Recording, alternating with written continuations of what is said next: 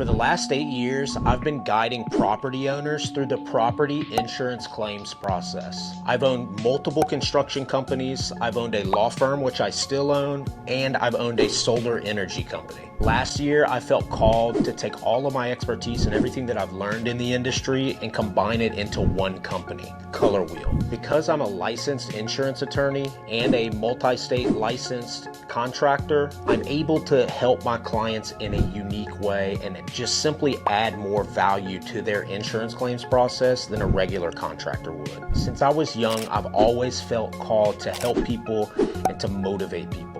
Last year, I realized I wasn't doing those things. By not putting out social media content, I was depriving everybody of the knowledge and experience that I've gained in my journey, and I was keeping it all to myself. In an effort to share my knowledge and expertise, I've started putting out content on social media, and I've also started a podcast called the One Big Head Game Podcast, where I bring on captivating guests that have real-world information and real-world knowledge on how to overcome life's biggest challenges. I hope to bring you value, and I hope you learn a little bit about some of the things that I've learned in my journey. And always remember, Jesus loves you, and so do I. I hope to see you along my journey. Have a good day.